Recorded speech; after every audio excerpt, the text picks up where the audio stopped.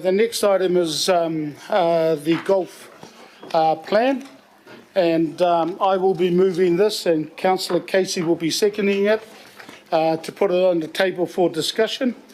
And I just wanted to welcome our staff, and I'll just hand it over to you, I think, Paul, and if you introduce the team, those who are in front of us, and also those that are online. Kia ora. Kia ora koutou, Pongara Lloyd, Taku Ingoa. So I'll introduce to my left Katriana Maki, Aubrey, and you all know Megan. So what I wanted to do was just to introduce the paper, and there's quite a lot of documentation there, so just signpost some of the important aspects of that.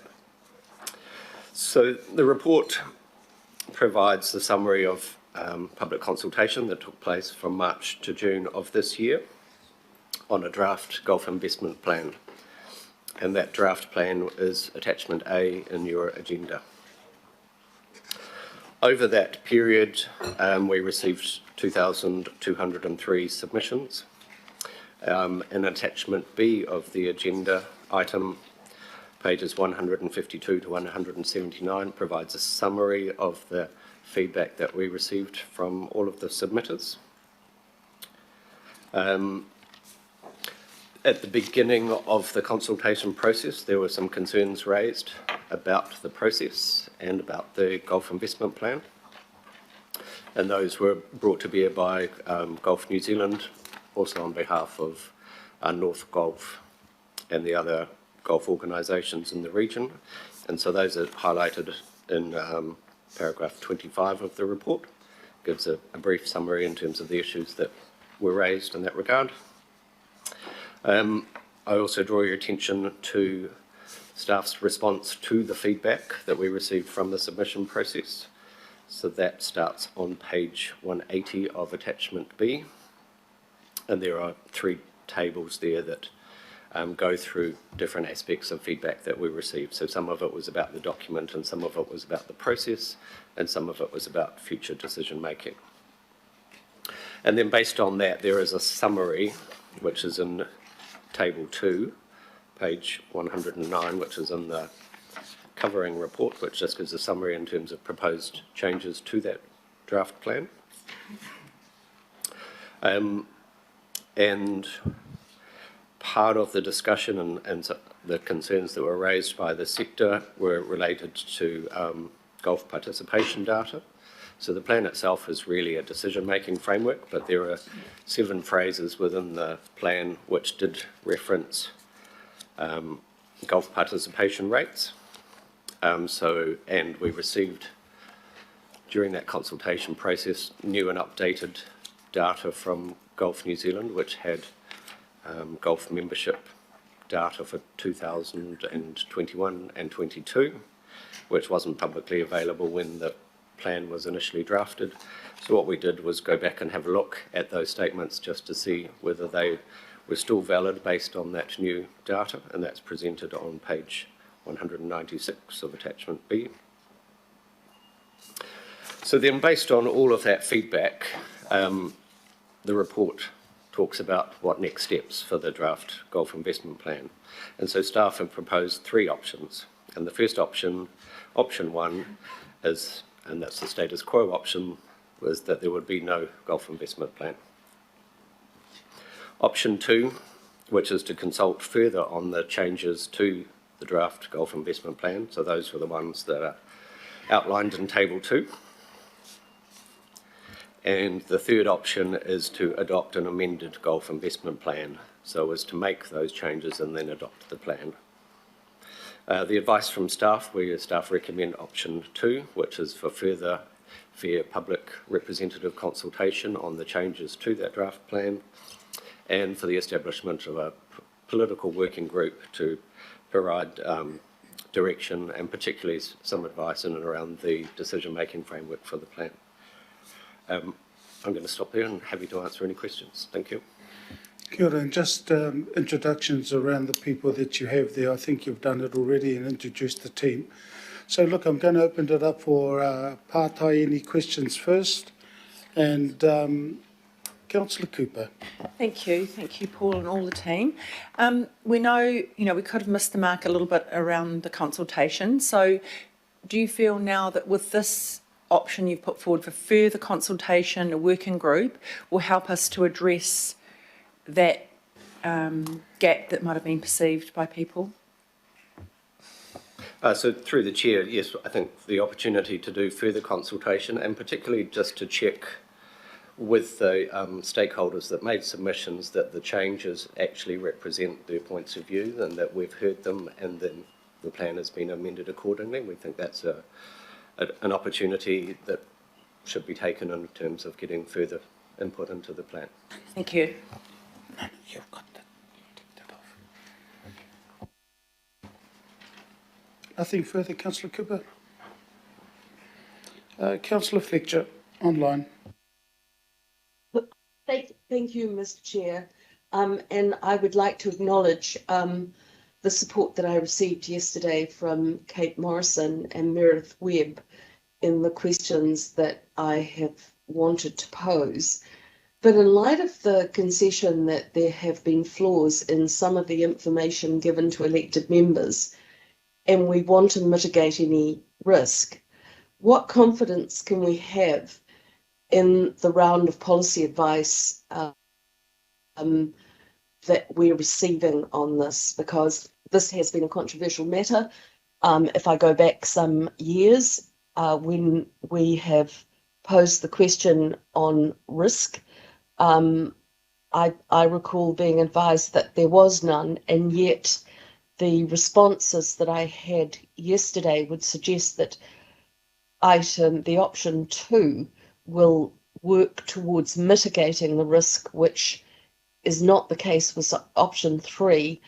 I wonder, on behalf of the CEO, if one of the officers could address this matter, that the confidence that we might have in the policy we're receiving.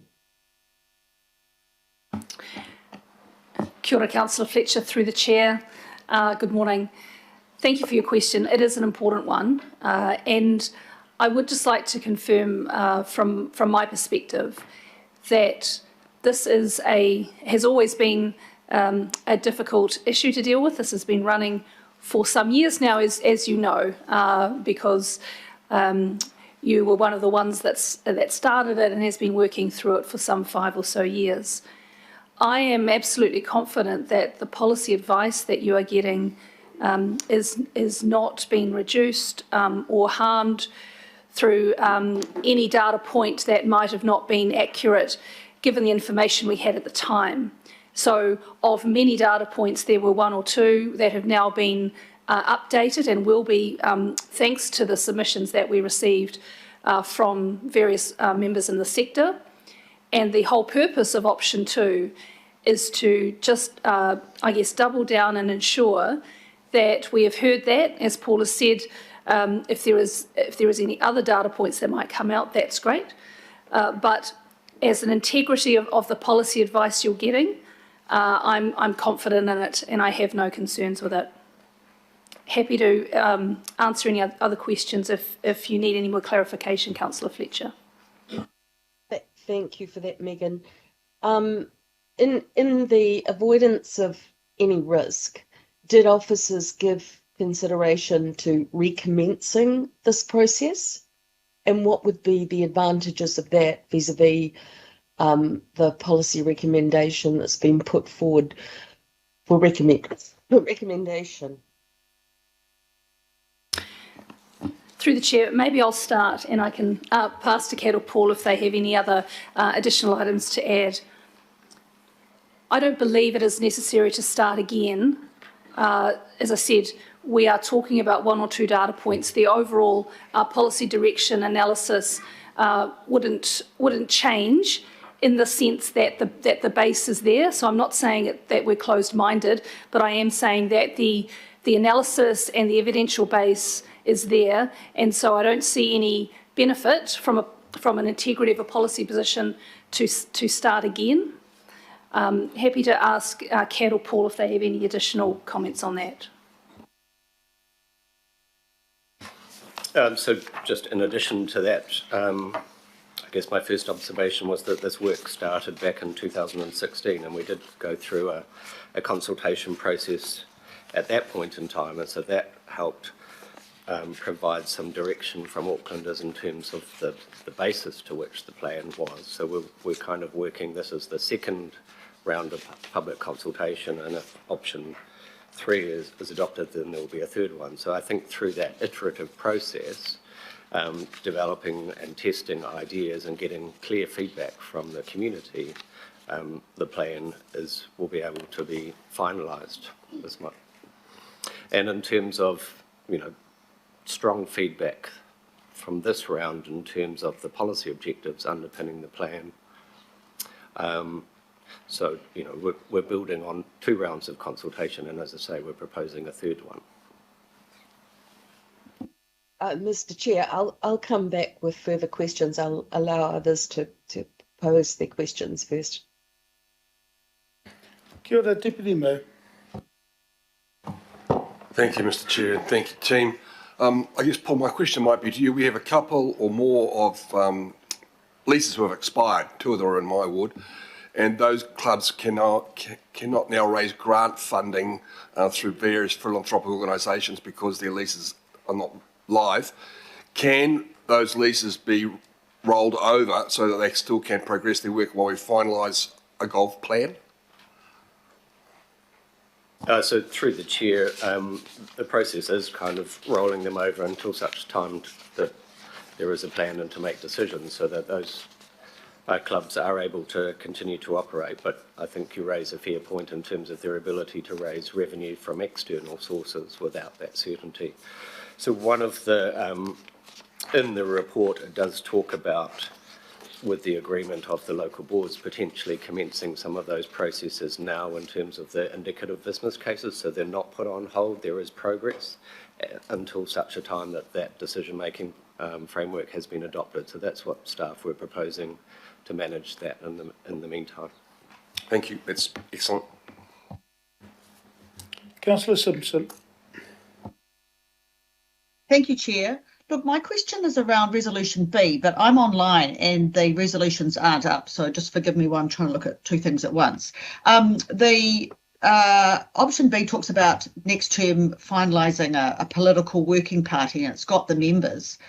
My question is, why is it only a political working party and not inclusive of the industry itself, either with Active, Golf New Zealand, etc.?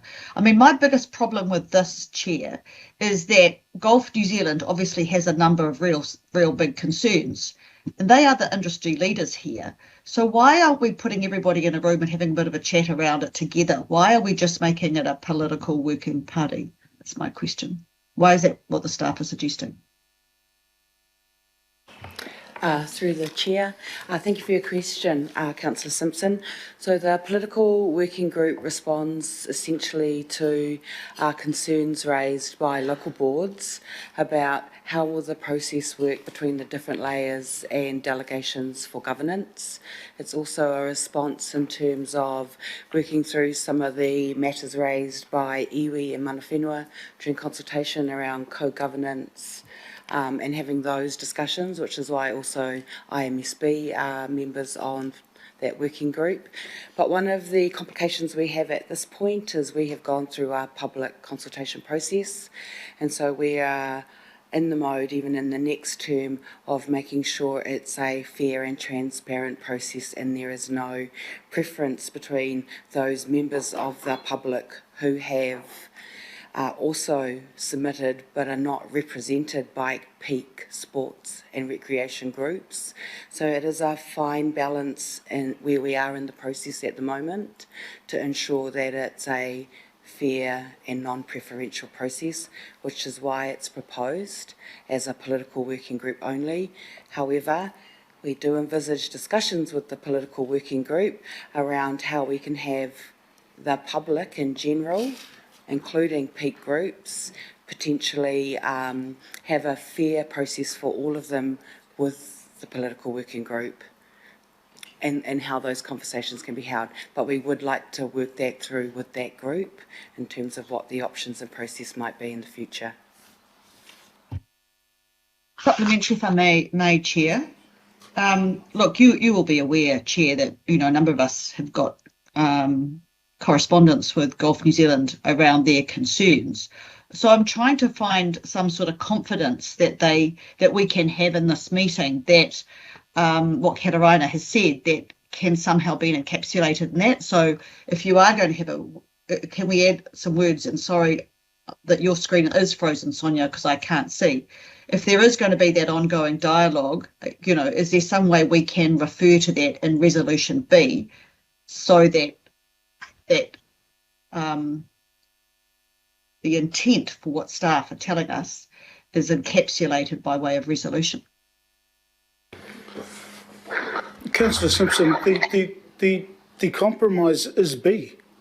That's where the compromise is because, as you know, and I mean, I've been, 19 years as a councillor, and what happens with these working parties is that there is an option that if we choose to have golf organisations, community come in and feed into the working party, that's exactly what I have spoken with the staff about.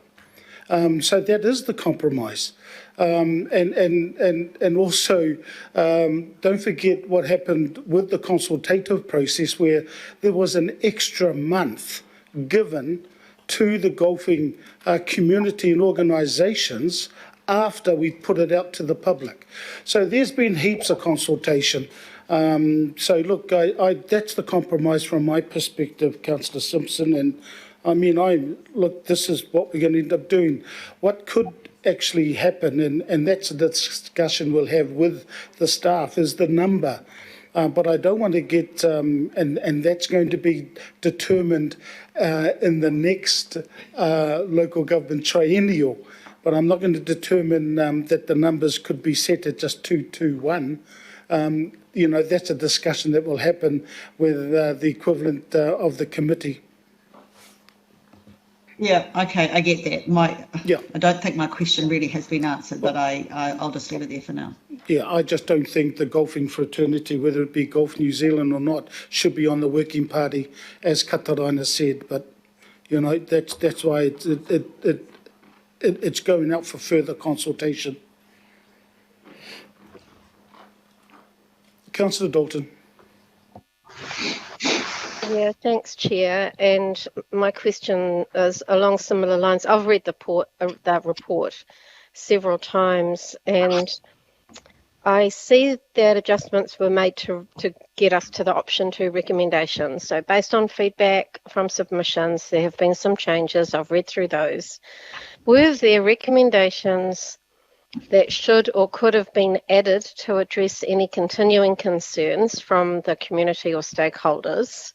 Or are we starting from the baseline that we had that sort of lacked integrity in a lot of different ways, but we're saying that it has integrity now because we've made some adjustments to it, but we haven't actually added anything else that might have been of concern from the submission.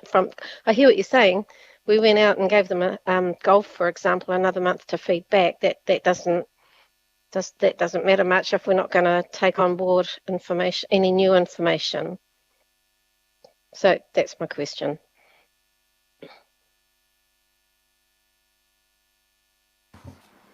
Thank you, Councillor Dalton. So I'd just say that we have not said that the report lacks integrity, and if the submissions report does respond to issues raised.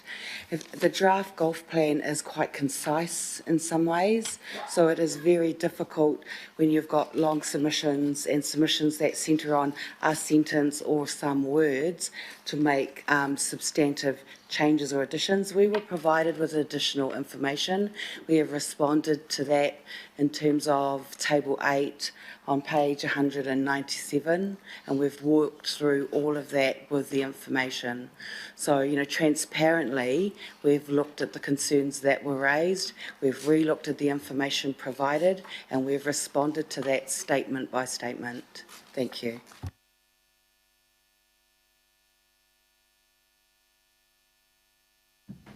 Councillor Dalton, is that your pātai?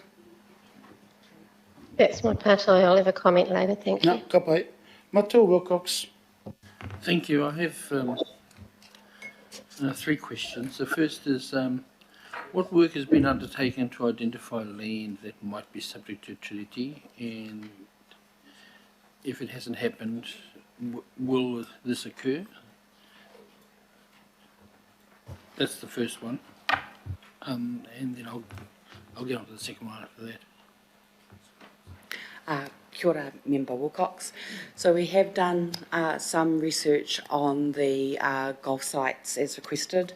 However, most of them only lead back to who we brought the property or gained the property from at this stage. So we would need to do further work, and that would be depending on this decision today about when that would be done. So we did make some preliminary looks.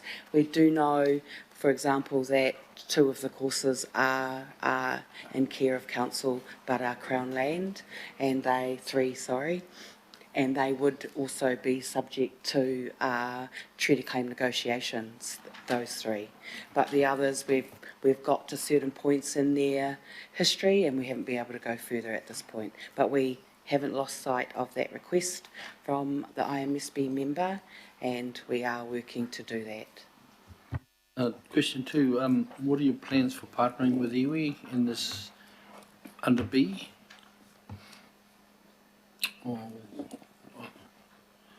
So at this stage it was just proposed to be a working group with the members as outlined in Resolution B as per the standard joint working groups. So would there be any interaction or discussion with mana whenua in regard to this? Yes. I mean, Māori do play golf too. Yes, so yes. Depending on what option is chosen, then yes, there would be. And number 3, and my final one, thanks, Chair, is I'm just trying to get my head around the 2 local board reps that we've kind of put up there. And the question I'm asking is, are we going to say a local board rep from Rodney is going to be over the whole lot, or would, like if it's an area in Franklin, for instance, or Remuera, would we be using an Ōrākei local board? Thank you. Through the chair, so there is an agreed process and principles for input into regional policy, and the working group represents one of those approved processes. So generally it is the 2-2-1 for these joint working parties, and a call goes through local board services to select those members. Sometimes, and this might happen when we call for the names, sometimes the numbers can change around those working group numbers, but this is kind of the approved format for joint working groups. Yes, so I understand that, but normally when we do structure plans such like, it's always a local board member from the local area. And I'm just trying to get it around, how's this going to happen if you're in Franklin and and you're discussing things in Rodney? So through the chair, the working group that's being proposed under B there is to help finalise the draft plan. Within the draft plan itself, it also refers to there being working groups to make the decisions around the individual leases. And in that context, then the local boards where the golf courses are situated will be the ones that would be involved in that decision-making process. So there, in essence, there are 2 proposed working groups, one to get the plan and the other one in terms of implementation of the plan. There will be different working groups for all of the different leases as and when they come up. And apologies, Member Wilcox, because that was based off also our experience of the structure plan process. And just through the chair, in addition to your first question as well, we have had some initial discussions with the Office of Treaty Settlements just to get an understanding of their future work program as well. Kia ora. How did that go? It was very informative. Kia ora, na matukake. Kia ora tātou. Thank you for the report, comprehensive report too. Thank you, and just acknowledge the officer's first statements around been privy to further information that may have changed the game a lot. So my initial questions were somewhat changed, and also acknowledging Councillor Cashmore had my question too around the leases, but that has been answered with some confidence.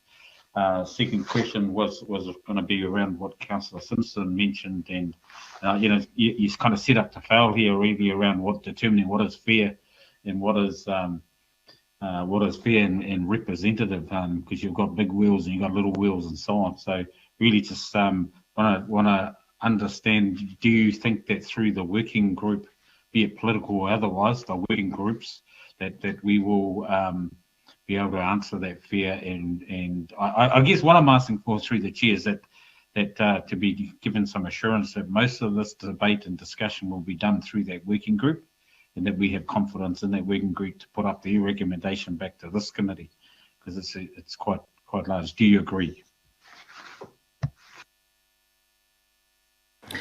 Through the chair.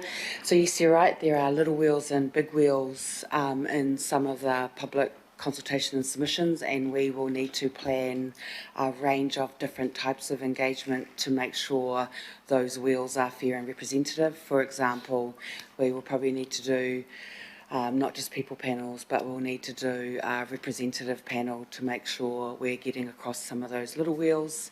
And we are envisaging that the working group will be a key part of working through some of those engagement loops. Sometimes, like this round, when we consulted with mana whenua, we also did a public consultation round with them where we made sure that we were able to get the submissions and feed them back to mana whenua groups so they could see what was going on and then provide their feedback based on knowing what the big wheels and the small wheels were saying. So we still envisage that we will do that process. We will try and work through a process with the working group around verbal have your says, if we can make that fair as well. So yeah, we envisage an engagement plan being worked through with the working group.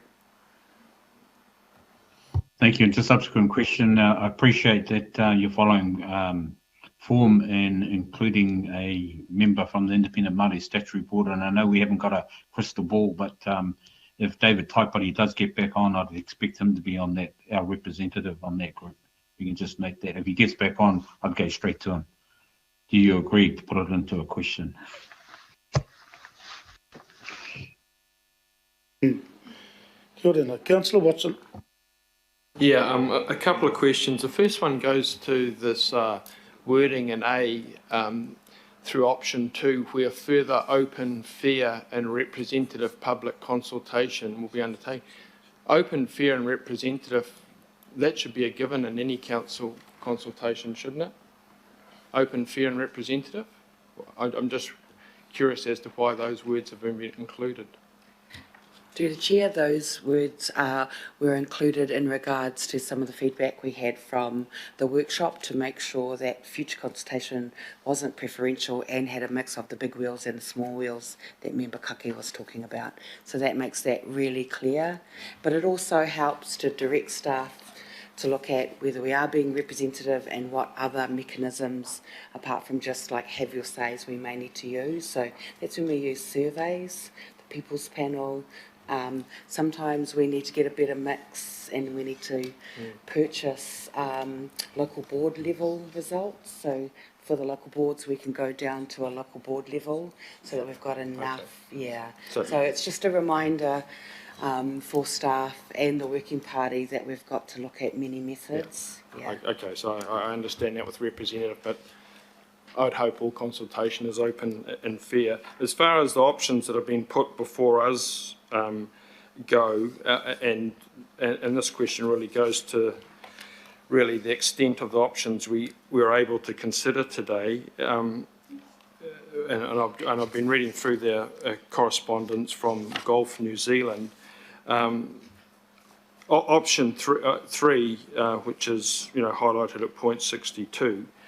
I mean, to what extent is that a genuine option given the the legal communications we've had and the shortcomings that have been pointed out. So to what extent is option 3 here today actually viable in any sense? Through the chair, so we thought all the options are viable. They are presented to you through criteria assessment, showing that each have different risks. So option 3 has a higher level of risk given the correspondence from others about their potential future intent. So it's a riskier option. It's still viable, but it's riskier. Yeah. Yeah. Yeah. So we wouldn't usually consider an option that has a high risk of legal challenge, would we? Through the chair, the gender report was almost published before we received the most recent letter. So, things have evolved in the last couple of days. Okay, thank you. As far as option 2 goes, and again, I'm looking a bit at the communication from Golf New Zealand, and it goes to the sense that we can still continue with the plan that has been based on the assumption that the participation is declining. So that informed that consultation. If we are still keeping that draft plan that was informed by that consultation, don't they have a point in saying that we're proceeding still from an assumption that is wrong, and that has implications for the people that submitted and the information that we are then including in option 2? Through the chair, whilst there is data and data statements that we've walked through in the submissions document, they are not the base of the policy intent. The base of the policy intent is the policy objectives and the concept of public value, public good and public benefit, and looking at some of that, improving public access and public benefit. So it's actually future objectives oriented. So we have acknowledged that statistics do change, and we need to be very careful about dating the document. We will work through with the working group those participation rates. We will look at them and see what's still relevant to tell the future story around the policy objectives. So it's just that we'll just need to work through that. So we have tried to meet all of their concerns transparently.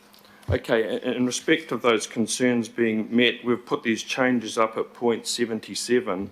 What has been the response or the feedback from the golfing sector in respect of how those changes address the concerns that they've articulated in their communication to us?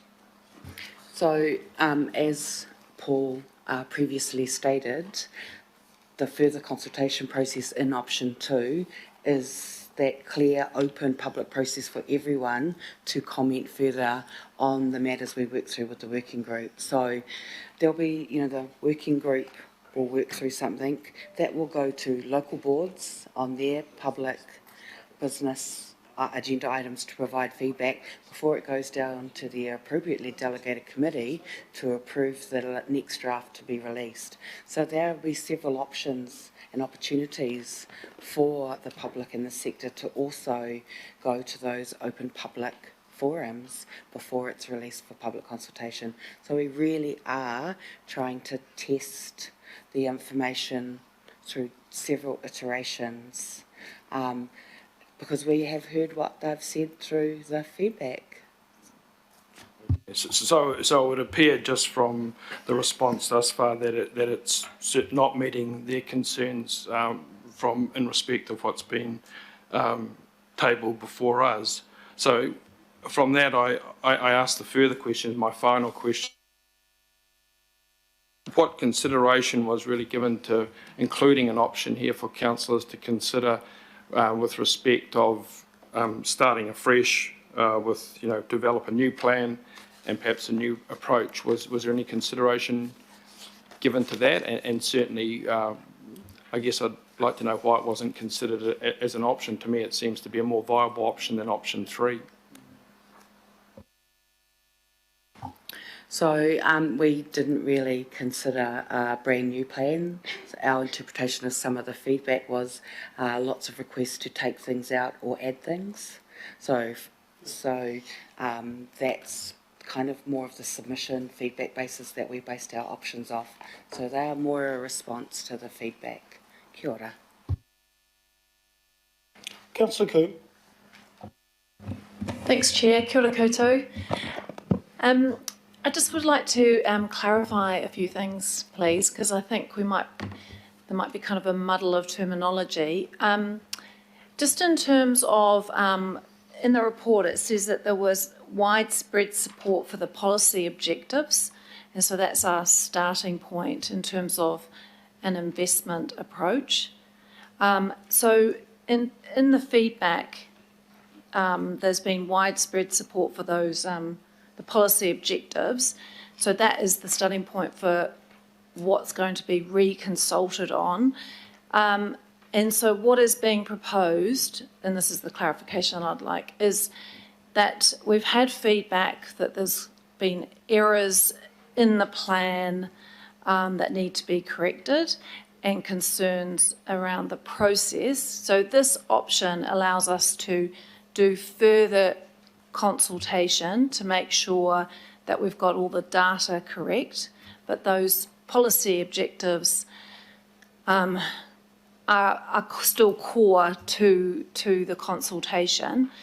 And then the next step is that further consultation will come to a working group before it goes to a decision meeting. And I guess I'm clarifying that because I think Golf New Zealand have said they'd like to have a working party, but those are they're distinct things. So how we consult is one thing, and then how we kind of step through the decision making is the other. And you're proposing that we have a working group, a political working group that helps us with our decision making, which is separate to the consultation being undertaken. Have I understood that correctly? Kia ora. Kia ora, yes. So we are proposing several steps of political decision-making and consideration before public consultation, which is the small wheels and the big wheels together. There is no separate consultation where all members of the public, iwi, mana whenua, interest groups, aren't invited to participate.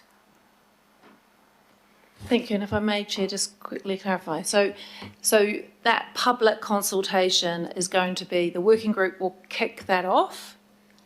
No, it will come back to the working group. No, the working group. So some of the changes that you have identified, we want to work through those specific changes inside the document with the working group. So that means there would be an amended draft plan. That plan would go to local boards once the working group's happy with it for their view before going to the appropriately delegated committee to request public release for public consultation. So, and the engagement plan for that public consultation and process would also have been worked through with the working group and go through to local boards and then back to the appropriately delegated committee before being released. It is the standard process for things like bylaws, thriving communities. So it's going through that process of approval to consult. Yeah. Thank you. That sounds like a good solid way of being able to do more of a sense check, a deeper dive, and redo some extra consultation.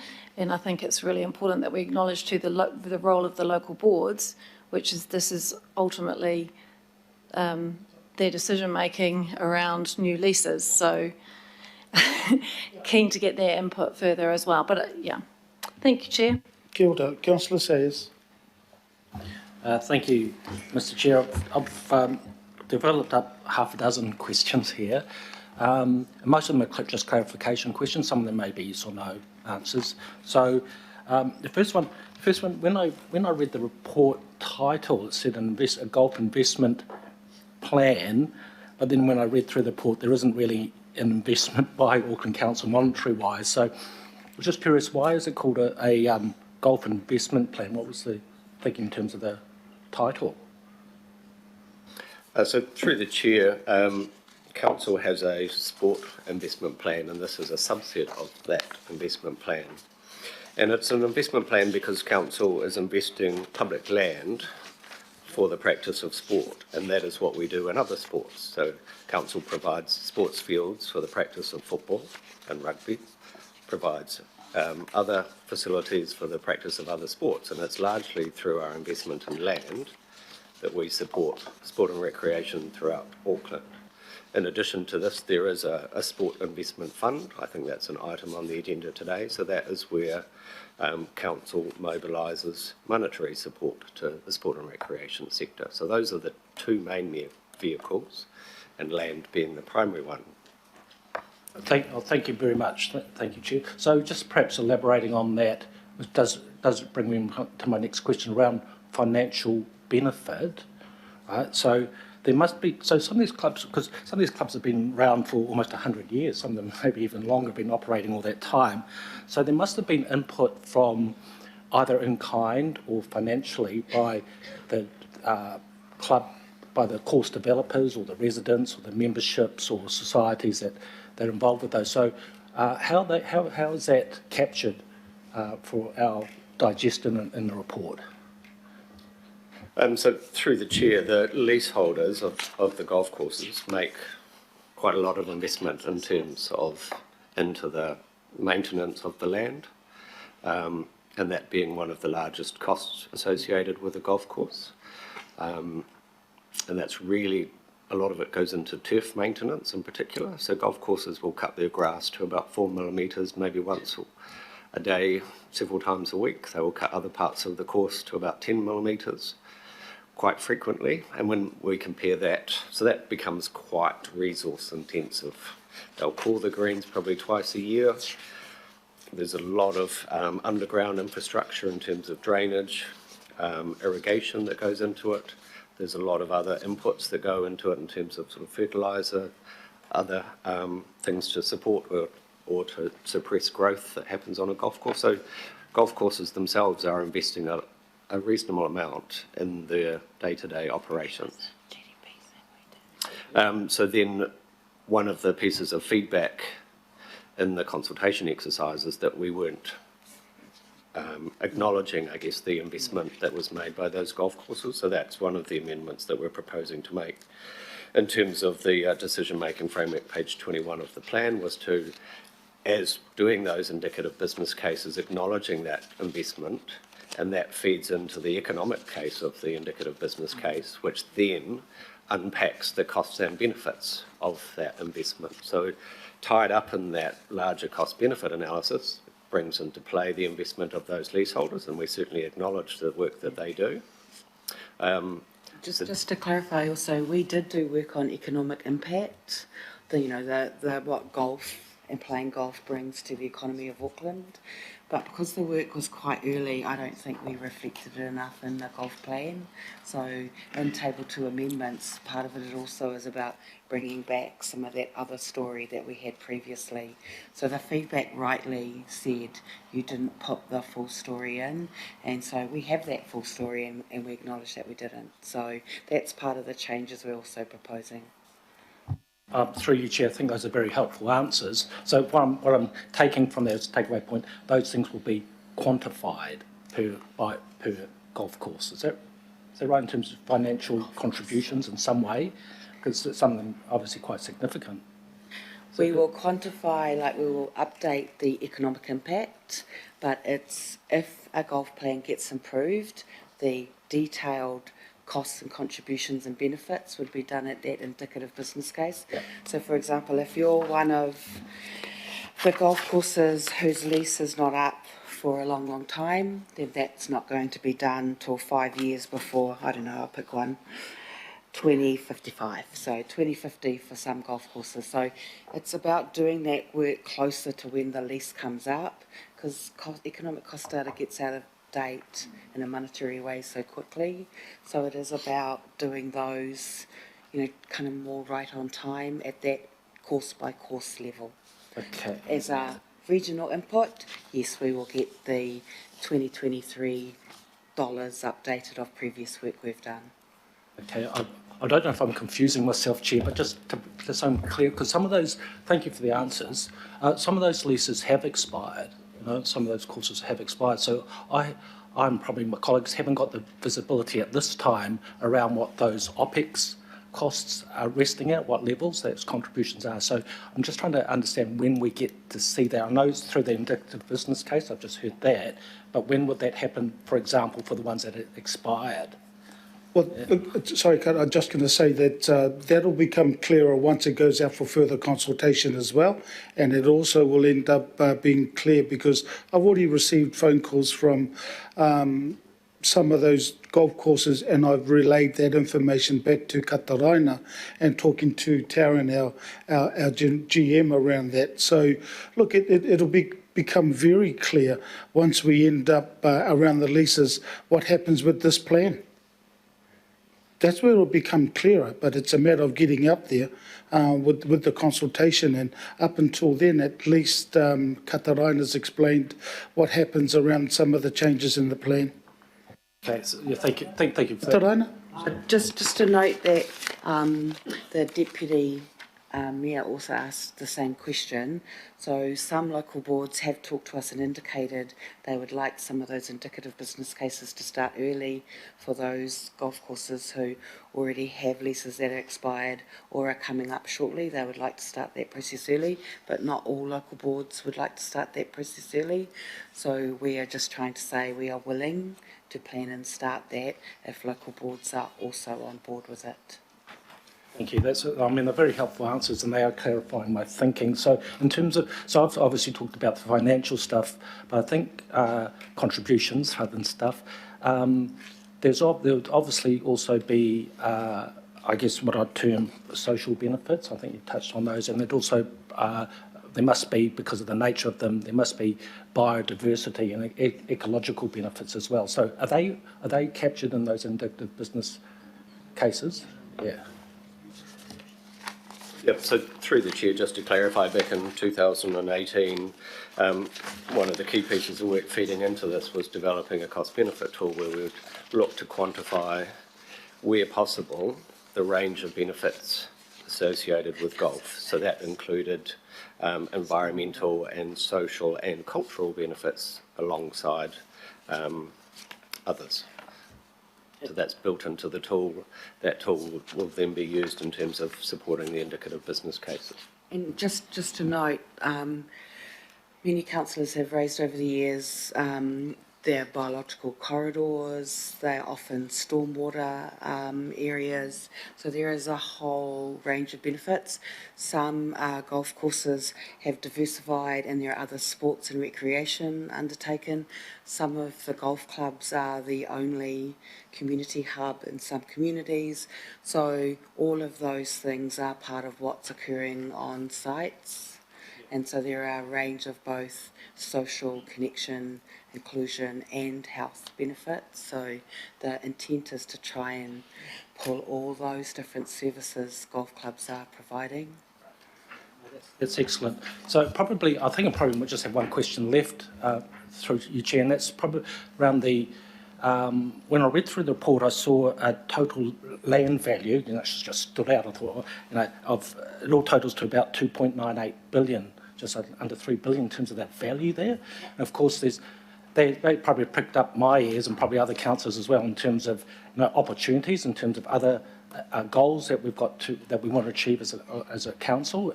Some of those could include disposals. So I just want to, my question, Chair, is probably around just wanting to understand how each golf course gets valued. Obviously, they've totaled up to around about $3 billion. So each one of those, how is that valued? Is that valued on a current market valuation, a potential development valuation, or have we taken it off the CV value of our council record? So how do we get to that figure across that number of golf courses? And just if it helps the officers, Chair, the reason why I'm asking that is just make sure, I'm trying to understand if there's potentially any, in my head, inflation about how much we could get per golf course if we were able to get the land value. So through the chair, I will send you 2 reports because there's one report is for May 2018. So the dollars aren't 2023 dollars, but it's the methodology. So I will send you the cost benefit methodology and model from 4 May 2018.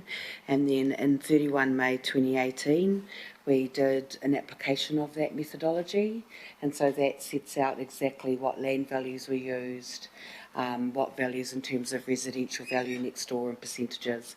So it's the numbers are based on 2018, but it's the methodology that we look to reapply. So that's the important part, because each business case will update the cost value based on the methodology. So that's the key part, and we'll send you that. Okay, I guess that's the crux of my question, Chair. So I almost called you Mayor. So that was not running. So it's a methodology question. Are you able to? Before I haven't read that report. Yeah. So can you outline what is that methodology? Is it? Come back to my question. I'm just trying to understand. Is that methodology? As a simple yes/no question here, I'll make it really simple. Is that based on CV or some other methodology that you'll be sending through to us? And will that be circulated to all councillors? Through the chair, that has been circulated to the councillors and to the public since May 2018. It's been lagoimed a lot. It is referenced and linked in the draft golf plan, but please let me send it to you. It's a full economist's valuation. Like, the methodology is several pages long and shows you the values, the land values, the CV values that we used, the capital something kara, the percentages. So it's not a yes or no. Yeah, thank you. Right. I was going to say is we'll read the 2 reports you're going to send to him, then he can brief us.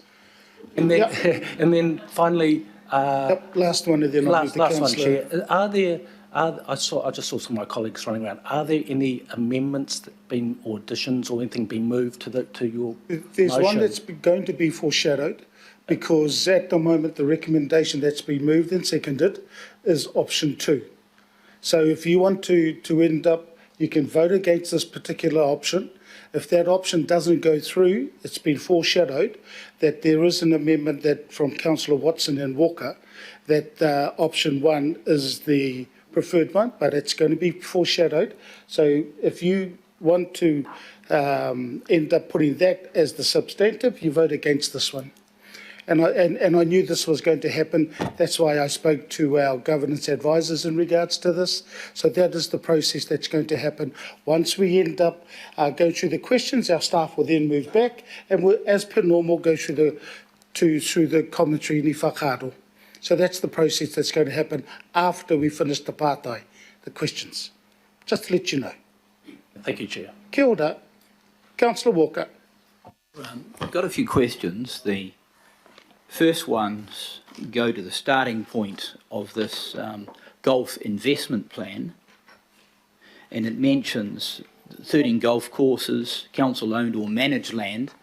Just in respect of management, does council make any financial contribution in respect of the management of the land, the operation of the golf courses or the like, or is it the golf courses that basically do everything? Just want to get some clarity around that.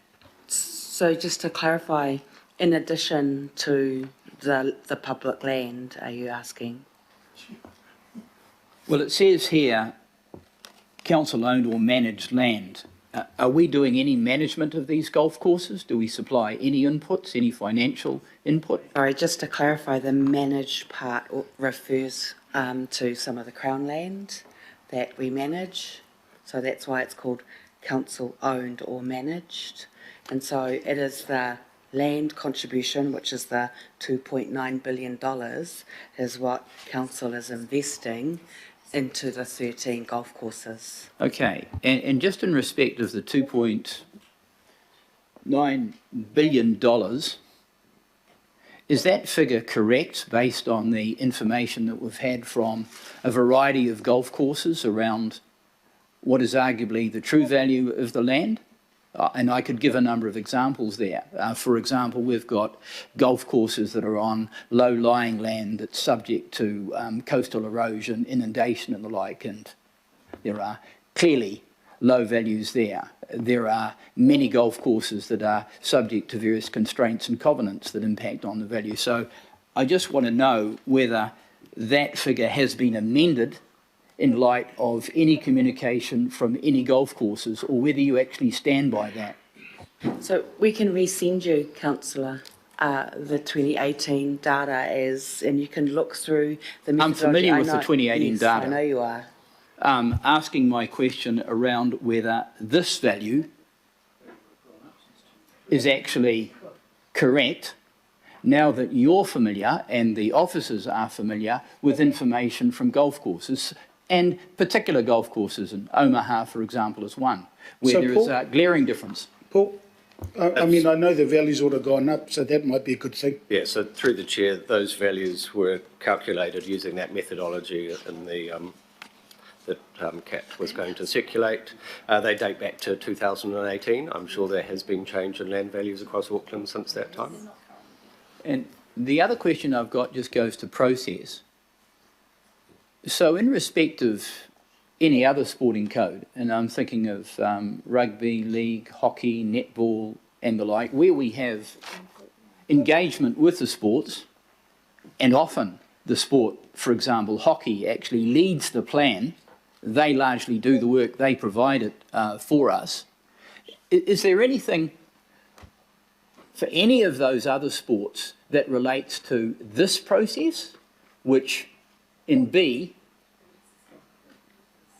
largely excludes the involvement of the contributing sport, which is golf? Is there any precedent for this? Just to clarify between sector plans and Auckland Council adopted policy. So, you know, the Auckland Council adopted policy is SARSAP and the Sports Investment Plan, and then the sports sectors who staff and operational staff and policy staff have worked with to assist them with their sector plans. So we did work with the golf sector around their golf sector plan. So the process is more of council looking at what its investment objectives are in terms of publicly owned land for public benefit, and then the sectors also talk to us through their sector plans around how these things can fit together. And so it's always been that type of relationship. So this plan is similar to other council adopted policy. So do we have something like this for rugby? We have the sports investment plan for rugby, netball, all the other sports. This is quite a specific sector with quite a specific. So if we take rugby, are we doing a cost benefit on rugby grounds, Councillor Walker, whereby we value them Councillor and Walker, conceivably look to terminate Councillor various Walker, grounds? Katarana, do not answer him. Councillor Walker, I would appreciate if you would let Katarana or any of the staff have finished their answer before you interrupt them. And that's all I'm asking, please. Thank you. So if you want to ask your particular question again, not less, Paul, have you got that question? Because then I'll leave you to answer it. That's all I'm asking, Councillor Walker. Kia ora. So through the chair, as Kat explained, there's the sport investment plan, and then under that, the codes develop their own sort of code facility plan. So rugby has a code facility plan. They say, we think our participation rates in this area are going up. We think we need this many sports field to support that. And that's where council sits down and has those sorts of discussions. This is slightly different in terms of golf is quite a specialised facility. A golf course is used for golf. A sports field is often used for a range of different sports. It may be rugby in the wintertime, it may be cricket in the summertime, and it's also used by a lot of Aucklanders outside of organised sport. So it's a facility that's used for more than one thing by more than one group of people. So that's where it is quite different. And this is why we have quite a specialised plan dealing with golf, as well as acknowledging that there are other things that happen on the golf course that are quite different to other parks. And some of those discussions, as Kat mentioned, in terms of their environmental potential, some of that's around their stormwater type functions that we know happen on some of them are on quite marginal land. These are the other things that make the golf plan quite focused, because the range of issues that come up in and around golf are quite different to what we encounter with a number of other sports. And this is why decision was made back in 2016 to have a golf investment plan that sat under the sport investment plan, because it needed to work through the detail and the nuances that we arise. Kia ora. The other question I've got is just around investment. Is there any information around the investment that the golf courses have put into the courses that they effectively run, in terms of value, in terms of operating value, in terms of capital value that they've sunk and continue to sink? Because I don't think the council provides any money whatever. So through the chair, I feel like that question might have been answered in response to the question from Councillor Sayers. So can you refresh me as to the answer? Through the chair, so there were several points in response to that. So the council's primary form of investment in sport is largely through land. So we're providing land for sports field, we provide land for hockey turf, we provide land for bowling greens, we provide land for a range of different facilities. And the same applies to golf. We're primary through land. In addition to that, there is the Sport Investment Fund. So that's where capital investment is made by council, responding to the investment principles within that investment plan, which is largely about driving equity and outcome focused across Auckland. Investment decisions are made against that plan. And as I said, I think that's an item of your discussion later today. Build up. And then under the leases, so when we lease a building or a facility to a member of the community on a community lease, it is the leaseholder that has the responsibility in terms of maintaining the land or the facility. And as I alluded to before, there are quite a number of costs associated with maintaining golf courses, and we acknowledge that golf courses make considerable investment into that land, and part of that is because of the practice of golf generally requires quite short grass in a number of different places. Through you, Mr. Chair, the reason I asked the question is that my understanding is that across many of those other codes, playing fields and the like, that the council maintains the playing fields. It spends considerable sums of money on irrigation, renovation and the like. I could enumerate any number of sports where council has built the clubhouses, built the facilities and the like. I'm just asking whether we have any information on the value that the golf courses have provided in terms of sunk capital and operating cost to inform what is called a golf investment plan.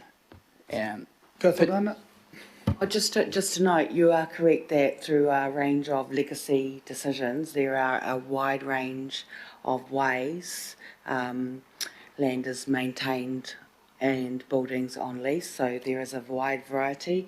I think we've reported to this committee on that wide variety previously, and we've provided like case study examples because there is a large variety. But as previously answered, no, we didn't put all of that in the golf plan. Some of that we will look at the economic impact data that we will update, and we've also said that we need to acknowledge and amend the next draft to acknowledge some of the matters you and Councillor Sayers and the leaseholders have raised. So we've got three more. The other question Just the last one, Councillor Walker, because I just got three more. I haven't determined whether this is the last one, but if you give me a chance to ask my question, I may evaluate. I don't know, I was sir. asking. Okay. Don't know. So got three more the other question I've got is around process. So the advice that we've received, and that includes legal advice from New Zealand Golf, is that the process that we've engaged with, I'm just reading it, appears to be severely deficient, that is, from the get-go, both in respect of the information that has informed it and the process itself, to the extent that Councillor Walker, before you, no, I'm going to interrupt now, and the reason I'm going to interrupt is because all of us were sent the legal advice from Kate Morrison. So I do not want you to start reading the letter that we received from Golf New Zealand. We ended up getting a reply from legal advice. I'm suggesting that if you have any questions around that legal advice, I will then refer your question to our legal counsel. But I'm not going to get you to read what has been sent to us by Golf New Zealand. I'm not reading it. Well, I'm just telling you now, you need to look at what Kate Morrison put out, and that's in regards to the possible judicial review. It is out there, and it's saying that we will continue with this particular item. So if there's any more around reading what the contents is we got from Golf New Zealand, I will then stop you.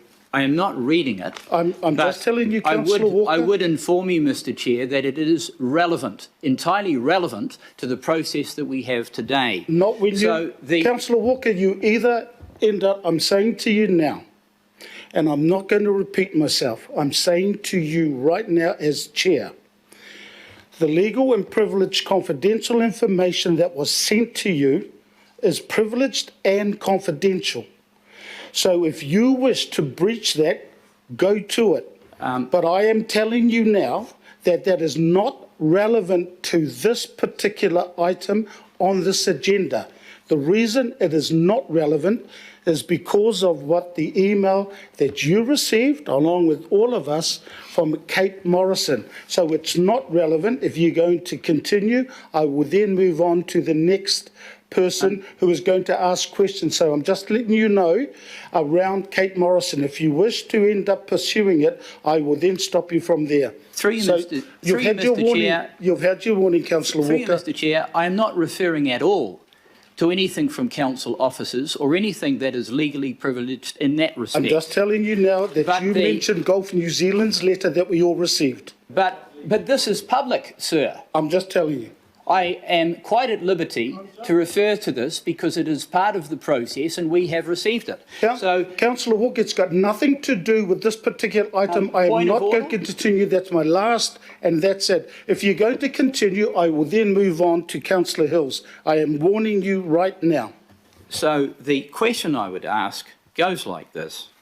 If we have a circumstance where submissions received from New Zealand Golf and various parties indicate that the process is significantly deficient, particularly in respect of the requirements of the Local Government Act, both in respect of the information that supports it and the process itself, should we even be considering A and B that frankly amount to tweaks around a process that is so deficient that I would suggest the golfing community has no confidence in it?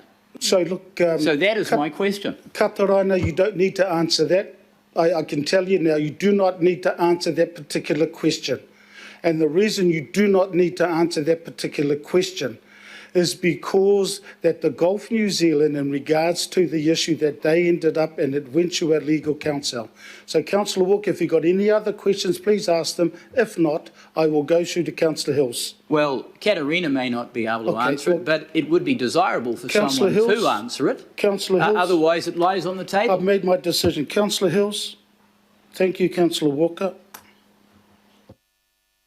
Kia ora, Chair and staff. I guess just a quick comment. I'm a bit disappointed in the process because I feel like we didn't need to get here.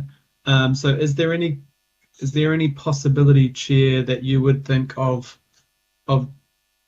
delaying or changing the resolutions, as I guess I feel like the process from the workshop didn't quite go as I thought it would, which was getting everyone around the table to ensure we were all on the same page from the beginning.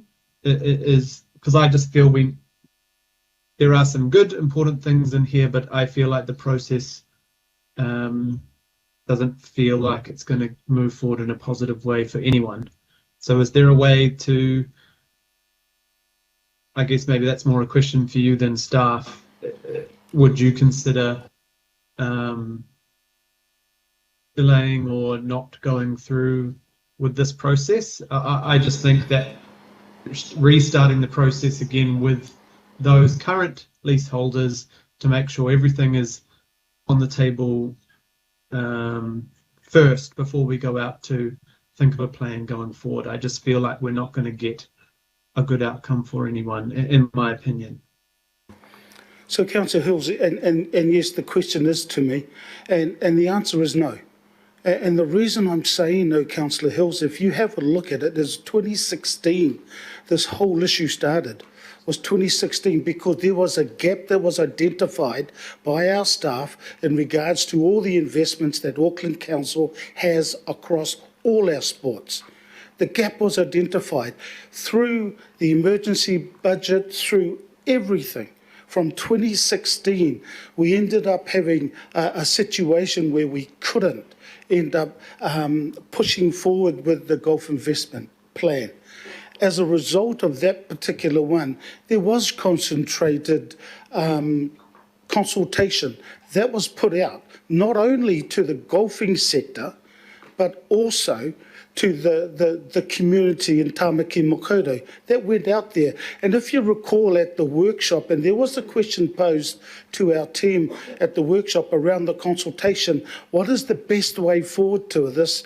And if you have a look at what's in there around table 2, and the reason the option 2 came out is because they're going to have more consultation. There's going to be a working party from a political perspective. As Kataraina said, there's also the opportunity for that working party to end up getting in the likes of Golf New Zealand, the likes of Remuera Golf and all the other golf. With the leases, Terrence's team is looking at those leases. That's where it sits with them. But those leaseholders were consulted. So for me, this is what we're doing, is going out for further consultation based on all the changes. And if we have a look at the changes on table 2, I mean, those changes are not significant where it's going to change everything that we've worked for since 2016. And I mean, just because Golf New Zealand went out and putting out all the press releases that they did, and I actually spoke to Golf New Zealand and informed them that in some of those press releases they were wrong. But they haven't come back and said, oh, I was wrong in regards to it. So my answer to that question, Councillor Hills, is no. We need to make sure that as a result of this implementation plan, that we will end up going out for further consultation, not only with iwi, mana whenua, but with our community, including golf organisations. That's why I'm not going to say much about Golf New Zealand, because I've had a conversation with them, and as far as I'm concerned, this is the best process. They will be involved in regards to the next steps with option 2.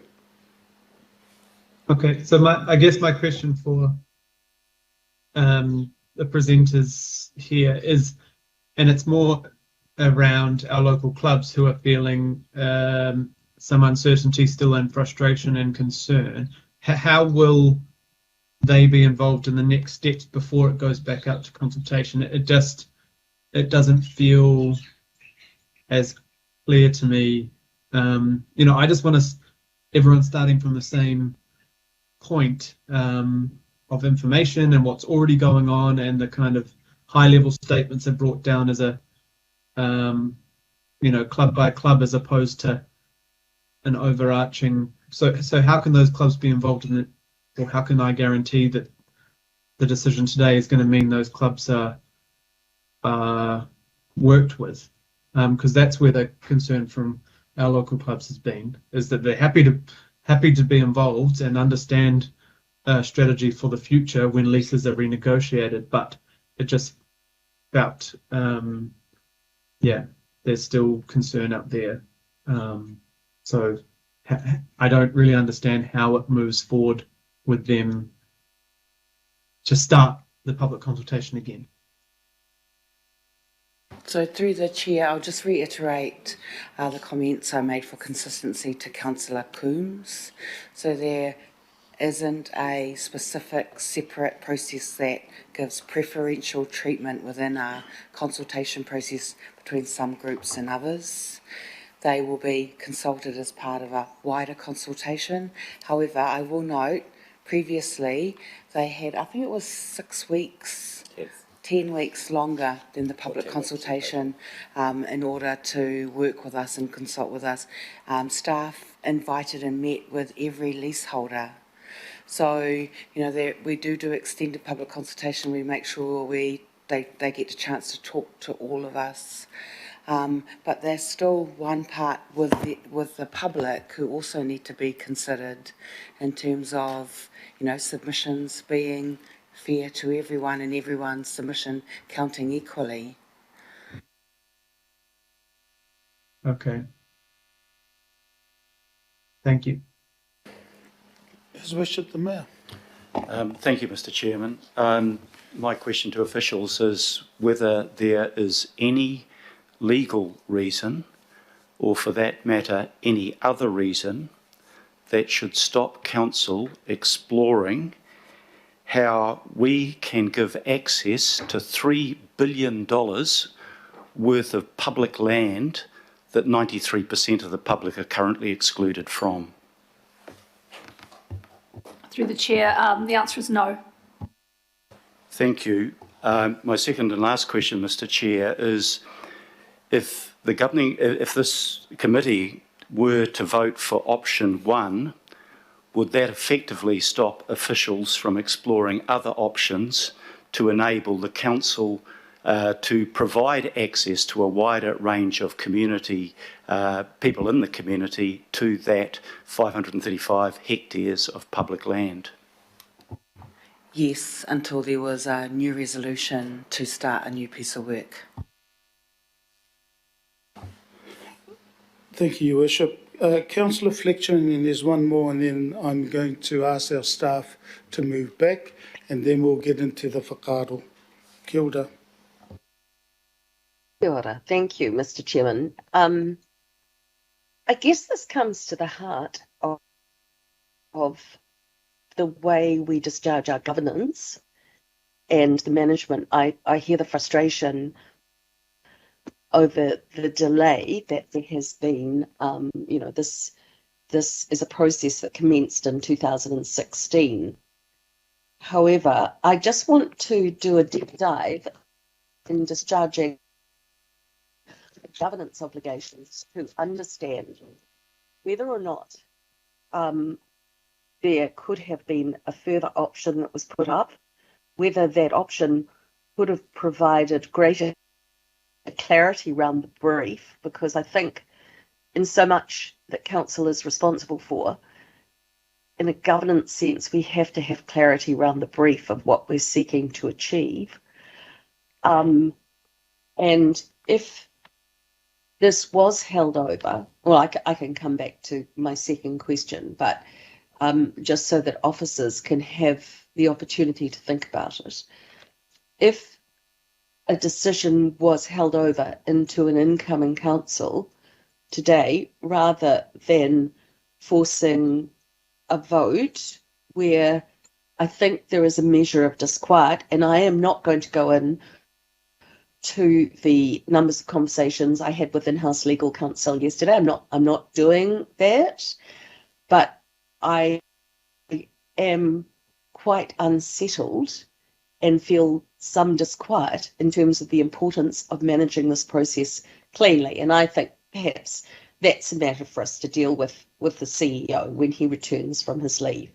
But if the officers could address the first part to my question, please. Yeah, I'm trying to figure out the question as well. So what's the question, Councillor Fletcher? Is that... in a governance sense, I mean, the officers are responsible for operation and implementation, but there appears to be, in a governance sense, which is what we as governors of the Auckland Council, there does appear to be not absolute clarity around the brief. So if there was a delay today, what would the implications of that be? And would that provide an opportunity for greater clarity around the brief as to what councillors and elected members have by way of expectation? Kia ora, thanks for the clarification, Councillor Fletcher. Through the chair, I think effectively what you're talking about is a deferment or a holdover to go on to whichever relevant committee would come post the elections. That is always an option open to you on any matter. So it really is a matter of time, I guess. In terms of your question of scope, I'm hearing that as a question of what was kind of the original resolution and the agreed scope or questions to be answered as part of this work. We've tried to summarise that in particular through the objectives, the purpose and the objectives that are at the top of the report. If this matter was deferred over, the new council in whatever committee could relook at that.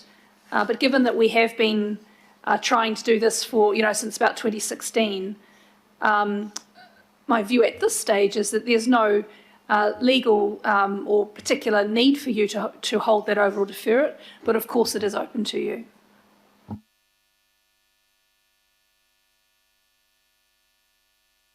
Thank you for that. It is also a factor that circumstances change. I know with COVID and all of the additional pressures on council, there are occasions when circumstances do change, and at a governance level, perhaps we also need to be mindful of all of the factors at play. But I'll leave that for further discussion when we come to debate this. Yep, thank you, Councillor Fletcher. Yeah, so look, I just got a couple of questions and then we'll leave it and we'll get into the whakaaro. Is Golf New Zealand putting any money into the 13 golf clubs that we have? Through the chair, I'm not sure that I can answer that, but my understanding is that apparently no. They provide support in terms of guidance to golf courses and helping them with their programs like She Loves Golf with their environmental. And so it's in an advisory capacity rather than a financial capacity, is my understanding, but I don't have the full facts on that matter. Thank you. We can find that out. Yep. Also, the other question that I have is, again, clarification so we're all clear that if option 2 goes through, that means that the community will be consulted again. There will be a political working group formed, and that will be still at the discretion of the incoming council. I know we can't hold the incoming council to anything from the previous council. So am I correct in that it's a recommendation that, this is the way forward in regards to this particular plan, is the working party, but the incoming, whether it be governing body or equivalent committee, may end up declining that? So just through the chair, there was just several questions here. So yes, we can confirm that there will be further public consultation. Yes, we can confirm that the current resolution proposes our working group where we just need the members selected. So that is actually our governance function where once we know who local board members are in the right committee, it's just the members. A new council would actually have to rescind the resolutions that you make today to stop A and B from going forward, which, as you know, they could. Yeah. Okay, and just this last one, and then we'll get into the whakaaro, is that the opportunity for the working party, there is an opportunity for the working party when it's formed to end up asking for some of the community to feedback into the working party to help them with any decision that they will have from a political perspective. So yes, through the chair, as long as that's fair and representative, then the working party can of course do that. Kia ora, look to you o ngā mihi kia koutou katoa. Thank you so much. We're going to get into the whakaaro now, and as I previously said, it's been foreshadowed a recommendation that option 1 is the preferred option, which is no plan at all, and that will end up putting in if this doesn't pass, this particular one. So look to our staff, ngā mihi kia koutou katoa, thank you. So if we end up moving into whakaaro comments, I got the Deputy Mayor first. Thank you, Mr. Sorry, Deputy Mayor, can you please indicate for those in the room or online if you wish to speak? Kia ora. Thank you, Mr. Chairman, and thank you to the staff and for all the questions from councillors and from the input we've all had from Golf New Zealand. 6 years, and we need to progress this. Option 1 to stop it dead now means you'll wait another 6 years and there'll be no golf investment plan. The other action is to push the go button on the investment plan as it's been modified. That comes with risk, so obviously that shouldn't proceed. That leaves with the resolutions we have here, which is forming up a group of people across the elected members who will work with the golf institutions, work with the golf clubs and the community groups to come forward with what is wanted by both golf and the communities per se. That to me seems a pragmatic and sensible pathway forward. Stopping means exactly that. The other end of the sector is covered with risk. So, Mr. Chair, these recommendations means we can progress this and try and get it resolved so there can be investment in the golfing fraternity as sport per se, along with the community investment going forward. Thank you, sir. Councillor Coombe. Tēnā koe, Chair. I would also like to just speak in support of progressing option 2. I think this is a good compromise in terms of taking into account the process and the issues that have been raised, and this gives an opportunity for further consultation.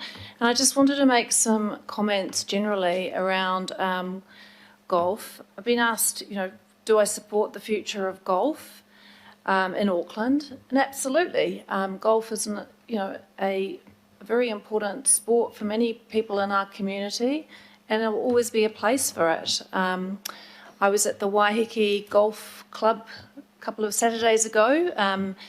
Retiring member Upchurch invited me to come up to the club room to just meet the players as they were coming off the course, and there was a fantastic camaraderie, and that was a real highlight for people on a Saturday to be at the golf club. And at the same time, there's a whole community involvement in the golf course over on Waiheke at Rangihoa, where the wetlands are being planted, where a whole lot of restoration work is going on, and a collaboration with the golf club after many years of a bit of a standoff.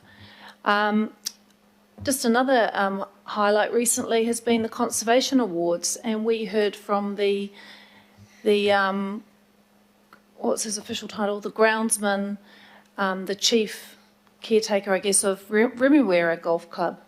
And he had a fantastic presentation around all the work that's been going on at Remuera for implementing sustainability and good practice, and a whole program of native planting, getting rid of synthetic fertilisers, looking at water for the greens is all coming from sustainable sources.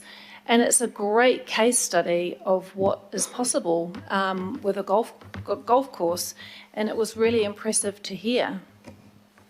At the same time, this investment plan gives an opportunity to look at the future and what the opportunities are for increasing access to golf courses and for all Aucklanders. And there was, we've heard, there has been widespread support for the policy objectives of the plan. I haven't really heard that fundamentally there are issues with that. So golf, like any sport, I'm sure, is considering how to continue to be relevant for future players, to have meaningful relationships with mana whenua, with the community, and this is a great opportunity for us to further that investigation further with this consultation. So it's just not clear to me why we would want to stop everything that's underway and the significant work that's happening. And I do say this in terms of acknowledging that there have been issues around the process and that have not been ideal, but this is an opportunity to reset, to have a small working group that can oversee this consultation and take it forward. So, Chair, I just wanted to express my reasons for supporting this next step and seeing that as being completely consistent with supporting the future of golf for Auckland. So, kia ora, thank you. Kia ora, thank you. Councillor Sayers. Thank you, Chair. I won't be supporting the recommendation as it's proposed, just for the following reasons. There's, I guess I just feel, and perhaps Councillor Fletcher best reflected on just a lack of confidence in terms of where we've landed to date, and it's probably better, in my mind, Chair, to actually go for a full refresh on this. I gauge from my questions that there's been an omission from just those contributions, the financial, the social, the environmental benefits are just not captured and doesn't at this stage. And I think before we move forward, that needs to be something that's quite clear to all Aucklanders. It appears that the golf courses have been singled out too as and I quote, exclusive use by the public land without comparison or context to other sporting facilities owned by the council. And I think Councillor Walker might have alluded to that. I guess I'm concerned that there's basically, in my mind, a lack of buy-in hasn't been successful by the Golf New Zealand certainly and New Zealand Maori Golf, and it's a reflection of it seems to be, in my mind, a reflection of some poor partnering that hasn't occurred with the key stakeholders. It seems that there's a trend towards ignoring existing usage rights. In my questioning, I also was concerned that the club's self-funding and all those maintenance improvements that get made, and even perhaps capital ones as well, aren't being captured or haven't been captured. And I think that all goes towards a sense of the industry feeling a little bit nervous. I guess in summation, Mr. Chair, I would have preferred, my preference would have been that the plan was withdrawn and there was a restart of the process that partnered, for want of a better word, or is the word I would use, partnering with Golf New Zealand, Auckland Golf, Golf North, New Zealand Maori Golf, Active, and a number of other industry players that actually I would classify as stakeholders, and I think that's where we've made a mistake. So those are the reasons why I am not supporting the motion. Thank you, Chair. Goodbye. Councillor Watson. Thanks, Mr. Chair. Some good points made there by Councillor Sayers. This is a significant matter and a significant decision we're making today.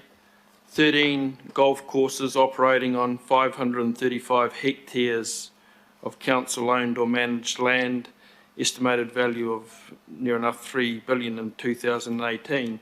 Important to the golf clubs, but also important to the communities that live around them and the wider society. You know, these golf courses just don't serve the purpose of golf. We know that. They have all manner of biodiversity and practical stormwater uses, but further than that, particularly as intensification increases, they're important to the whole community. So in a decision like this, I think we need to examine exactly what's happened here, and certainly in respect of the feedback continuum from our last consultation, it's not all that encouraging.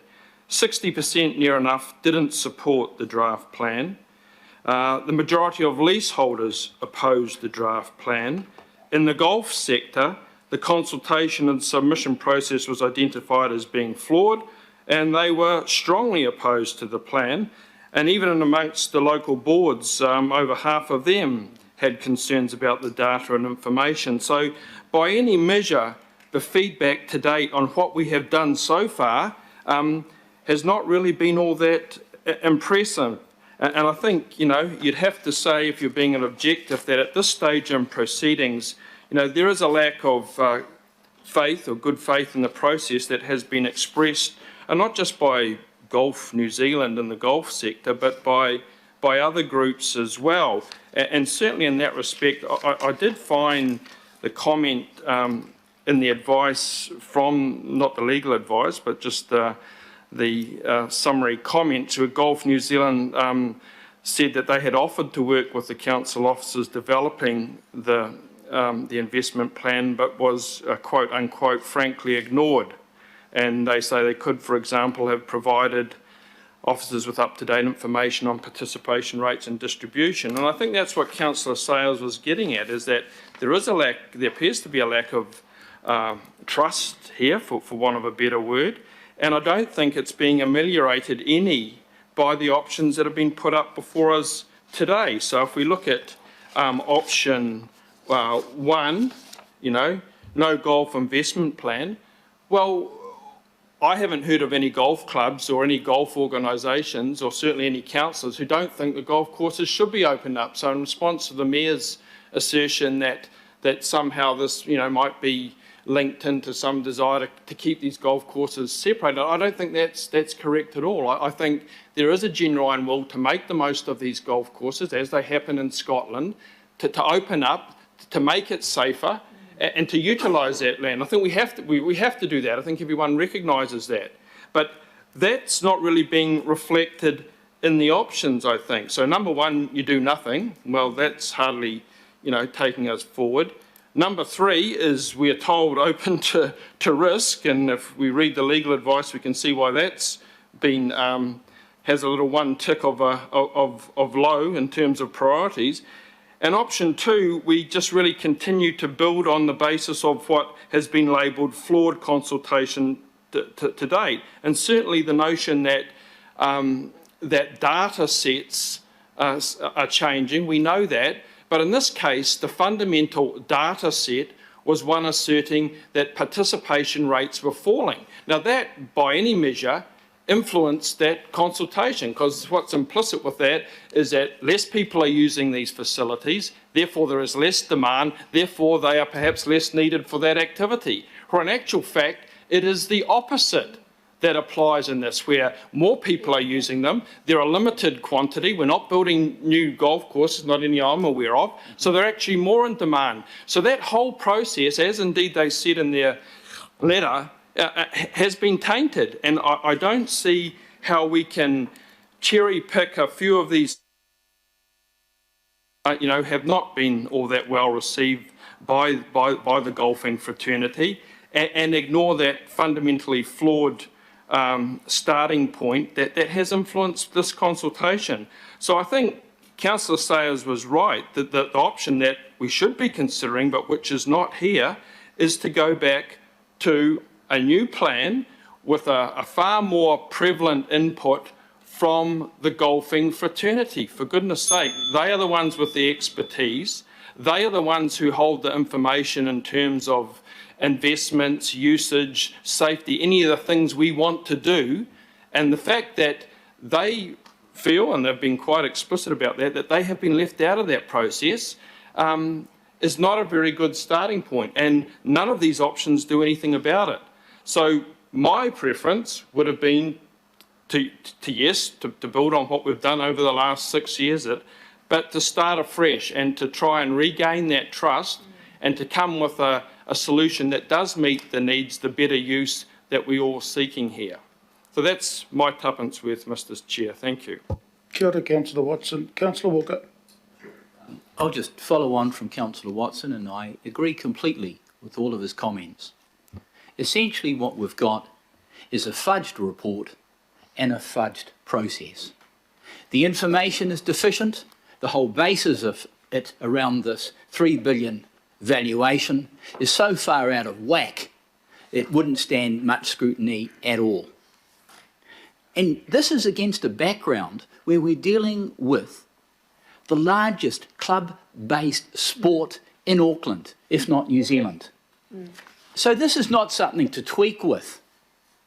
This is an instance where the council should be interacting genuinely, in good faith, fairly, openly and transparently with the golfing sector.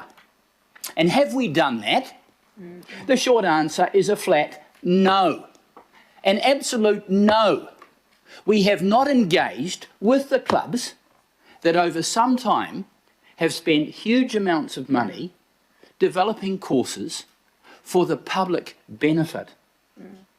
They may have memberships, but those memberships do not exclude people. In point of fact, golf clubs seek to include people. All ages. Of all ages, of all genders, of all ethnicities and disabilities. And I can tell you, if you're injured, there aren't too many sports you can play, but golf. And these golf courses are on an upsurge. So we have a report that is grossly deficient in terms of the information because it was not supported by information from the people that are actually doing it. And it is clear that the process is hugely deficient to such an extent that it is capable of judicial review. How many times does that happen to us? Not too often. So we should be setting the bar high on this.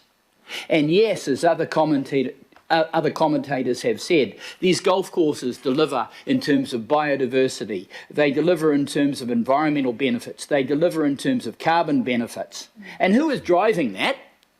The golf courses are actually driving that themselves. My local courses are driving that, particularly the course at Whangaproa, and I could exemplify any number of courses.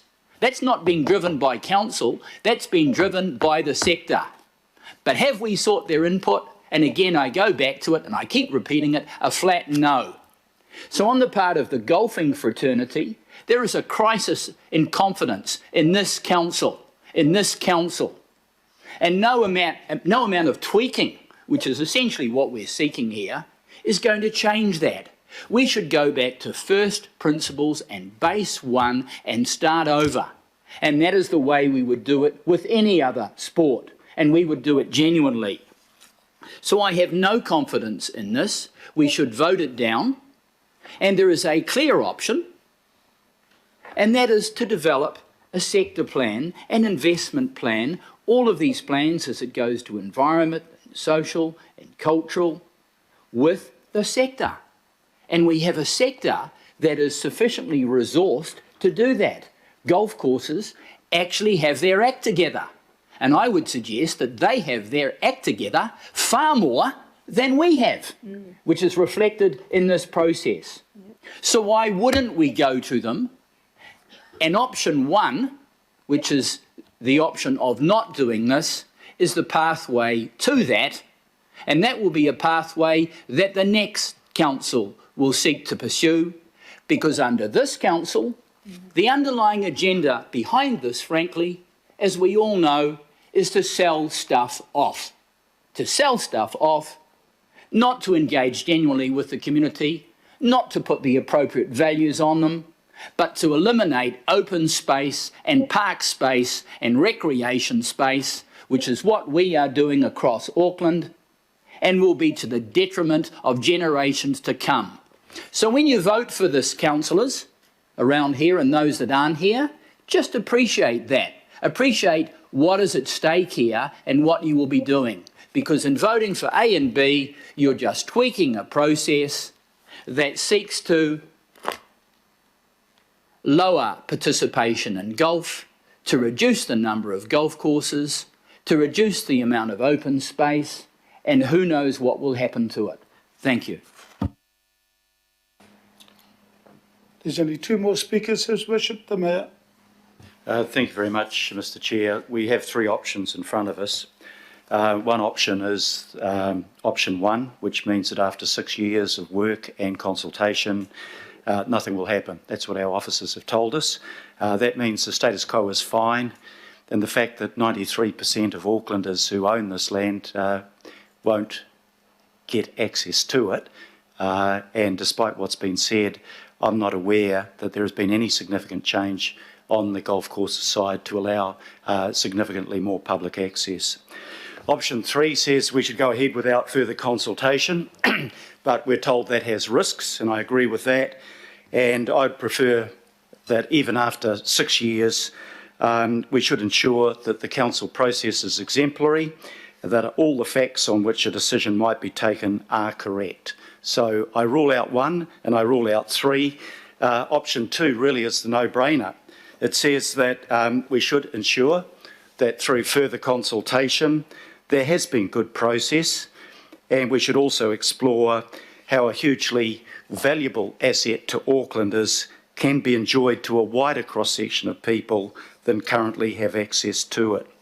Mr. Chairman, golfers have legitimate interests, and I acknowledge those interests. They should be respected, but those interests, which are vested interests, need to be considered alongside our obligation to take into account the interests of the community as a whole. Right around the world, golf courses that are in public ownership have worked to provide greater access. And Councillor Watson referred to St Andrews, where they open it up on a Sunday and the public can enjoy that outdoor recreation on a Sunday. Well, if St Andrews can do it, what golf course in New Zealand thinks their status is too grand and too great that they can't involve the wider public and give them that access? There could also be ways of allowing walking and cycling in a way that doesn't interfere with the process of the game. But if we vote for option one, we've effectively killed any further consideration of those things. Mr. Chairman, where is the public at on it? According to the People's Panel, 81% either support or partially support the idea of broadening public access. 11 local boards support or partially support it, 2 were opposed. Mana Whenua suggested that this could go even further, but I think as part of the new process what we want is independent and objective survey work through something like Kantar to say where is the public at, because we need our role, our obligation on this council is not to represent any particular vested interest, it's to act on behalf of the wider public interest. That's the obligation of every councillor around this table. Yes, a vested interest group, whether it's this issue or any other issue, will be well organised, will put pressure on, particularly just before an election, and will try to skew the results in their own interests. But we have a wider obligation. What is good for the people of Auckland, taking into account that we also want to protect, in this instance, the interests of golfers, but we don't give them exclusivity to what happens as a result of our considerations. So, Mr. Chair, I think absolutely the vote on these options must go to option 2. It's the only one that makes any sense. Thank you. Thank you, Your Worship. Councillor Fletcher.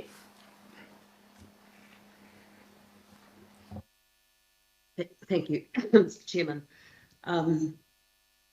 I'm disappointed to say that I think that the process has been untidy and aspects to the public consultation and the assumptions that have sat behind it have been flawed, which is why we can't look at option 3 at this time.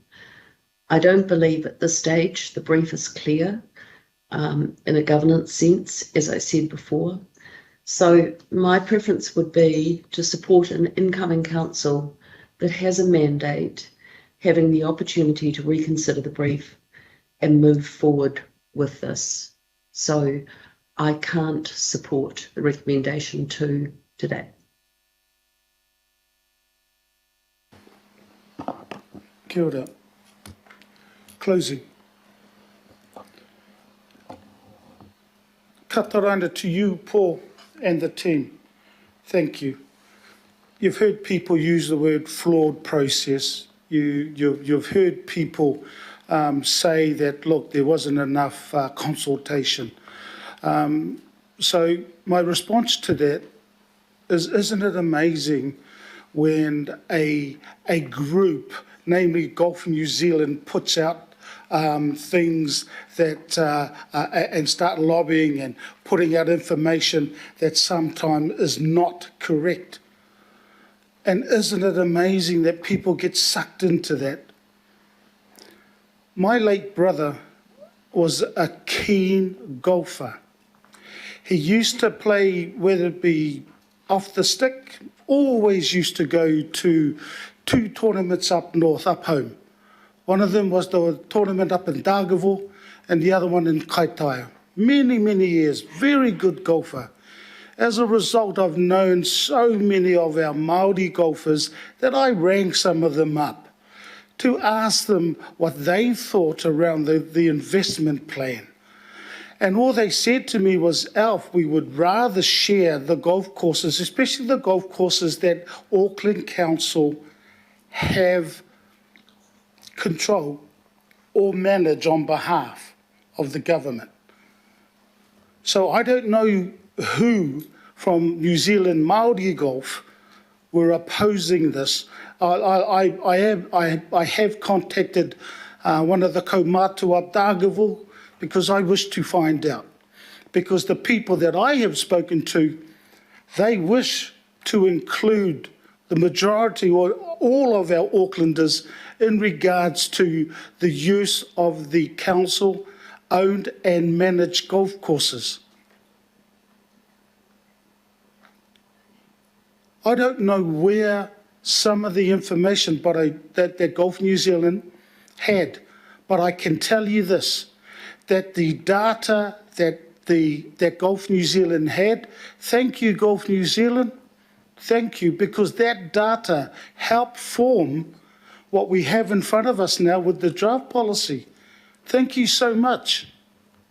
When I have a look at the presentation and that we got at the workshop, and when I look at it, and I have a look at 2016, and also all the work that was done in 2017, that was the development of a draft investment framework to support decision making. Then I have a look at 2018, and there was a workshop with the Environmental and Community Committee that we had, and both Penny and I, Penny Hulse, Councillor Penny Hulse, was the chair at the time, and I was deputy chair. We had the decision-making framework, cost-benefit analysis, intervention logic, November, workshops with 10 local boards. And then we ended up in 2019, 2021, and it got resurrected because we needed to. I totally agree, and thank you, Your Worship, for mentioning the 93% of our Tāmaki Makaurau community that could well be locked out if this doesn't go through. And we got that from our officers. 93% of our community will be locked out if this doesn't go through. Good luck to those that wish to end up voting against this recommendation. This recommendation, what it does, is that it does go through to the incoming council. Our recommendations will end up saying to them, we have heard the consultation. And I mean, that's, people were talking about the consultation, and again, I was a wee bit confused. Why was I a wee bit confused? Because when I hear the word flawed consultation, we ended up going through with Have Your Say from the 23rd of March to 20th of April. We had the People's Panel. We ended up meetings with leaseholders and written submissions. That's from the 21st of March to the 27th of May 2022 this year. We had meetings with the golf sector and written submissions. That went from the 21st of March to the 27th of May 2022. So don't talk to me about flawed consultation process. The only reason people are saying it's a flawed consultation process is because they've been listening to Golf New Zealand. I am not going to listen to Golf New Zealand. I am going to listen to our staff who are experienced and who have come back to us with options. They came to us with options. Even when we had the workshop, we got direction from the workshop. So as far as I'm concerned, we've done the work, but we've also said it's not done. The work is not done. This is only a draft. We are going to put it to the incoming council. That's what we're going to do. We're going to give it to the incoming council. We are going to go out for further consultation. The option of the golf organisations to appear in front of the working party, the working group, political working group, is there. It's an option, but it's going to go to the committee that is similar to what we have currently, which is the PACE committee. So I'm asking the councillors around this table and also online and the Independent Māori Statutory Board is to get this one through. We still have the chance of putting it through to the incoming council. Option one, let's do nothing. We can resurrect it next year. That is not an option. So the debate has been closed. The recommendation there, and as I previously said, there has been a recommendation that option one has been foreshadowed, which is stop everything, the work that we've done since 2016. So the recommendation has been moved and seconded. I will put the recommendation. Division has been called. By division, please. It's already done, Councillor Fletcher. So, Sonia, all yours. Councillor Filipina. Aye. Councillor Bartley. Aye. Councillor Casey. Yes. Deputy Mayor Cashmore. Aye. Councillor Collins is absent. Councillor Kuhn. Aye. Councillor Cooper. Aye. Councillor Dalton. I think she left the meeting. Councillor Darby. Against. Councillor Fletcher. Against. Mayor Goff. Aye. Councillor Henderson. I believe he's still absent. Councillor Hills. No, thank you. I'm Member Kake. And we're going to rotate. You'll see how this works. Yeah, you'll see. Councillor Cooper, can you turn the volume? Thank you. I'm Member Kake. For. Councillor Mulholland. Against. Councillor Newman. No. Councillor Sayers. Against. Councillor Simpson is away. Councillor Stewart. Against. Councillor Walker. No. Councillor Watson. No. I'm Member Wilcox. Yes. And Councillor Young. Abstain. Abstain. So that's equal. No. Yep. It is equal, so It is Chair. equal. I think you know what I'd say. 4. So with the casting vote of the Chair, the motion is passed. Kia ora. So look, again, thank you everybody, thank you staff, and apologies to everybody that's here and also online. And the reason I apologise is because we're going to have a break for 30 minutes for lunch, and so we will get back at 2:39. Kia ora.